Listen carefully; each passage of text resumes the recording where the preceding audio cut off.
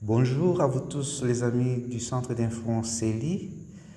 Comme vous le savez très bien, les familles sont spécialement attaquées par le diable et ses partenaires. Et dans ce cadre, la division de l'Ouest et du centre de l'Église adventiste du 7e jour nous invite à 40 jours de prière pour nos familles. What Impact Family. Aujourd'hui, nous commençons avec le titre « Les secrets d'un foyer heureux ». Les secrets d'un foyer heureux. Jean 2, verset 2. Et Jésus fut aussi invité aux noces avec ses disciples. Chacun aspire à une famille heureuse et forte. Nous travaillons dur pour bâtir de bons mariages et choisissons soigneusement nos partenaires dans l'espoir d'une joie durable. Pourtant, même avec les meilleurs plans, nombreux sont les couples qui voient leurs rêves s'évanouir et connaissent la souffrance plutôt que le bonheur. Aux noces de Cana, Jésus a révélé 3 clés pour un mariage et un foyer solide. Première clé, inviter Jésus. Beaucoup se concentrent sur les détails du mariage, mais oublient l'invité le plus important, Jésus. Les meilleurs mariages ont 3 personnes au centre. Dieu, le mari et l'épouse. Jésus ne promet pas une vie sans problème, mais il donne la force à l'affronter. Deuxième clé, faites ce que Jésus dit. Suivre la volonté de Dieu est vital. La Bible donne des conseils pratiques. Marie, aimez vos épouses comme Christ a aimé l'Église. Éphésiens 5, verset 25. Épouses, respectez et soutenez vos maris. Éphésiens 5, verset 22. Parents, n'exaspérez pas vos enfants. Éphésiens 6, verset 4. Enfants, obéissez à vos parents, c'est juste. Éphésiens 6, verset 1.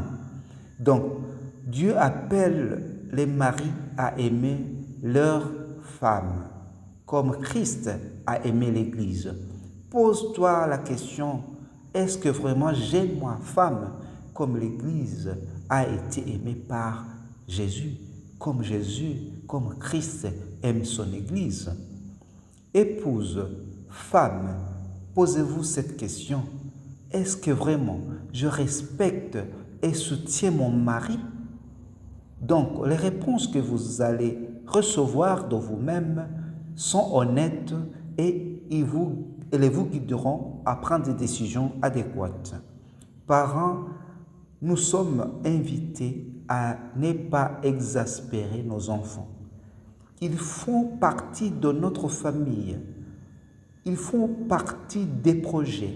Donc, il faut les écouter et il faut aussi les impliquer dans les grandes décisions que nous prenons.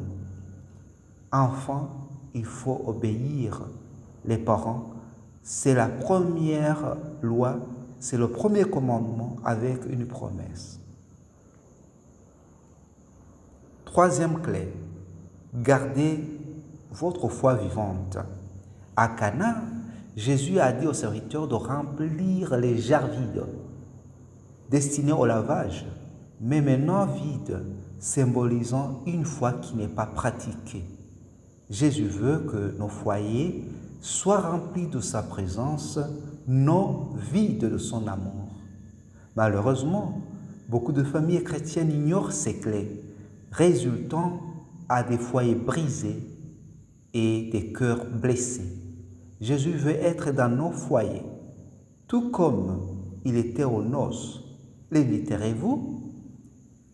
Il faut que nous prions en disant à Jésus d'être au centre de nos foyers, de nous aider à l'inviter dans nos familles chaque jour, à obéir sa parole dans la façon dont nous nous aimons, nous respectons et prenons soin les uns des autres, et à garder notre foi forte et active. Nous devons lui demander de remplir nos cœurs et nos foyers de son amour, de guérir nos blessures et de faire de notre famille un lieu de joie. Nous devons focaliser sur cette prière aujourd'hui, l'engagement familial à la mission de Dieu. Priez pour une reddition complète de la famille à l'appel de l'évangile de Dieu.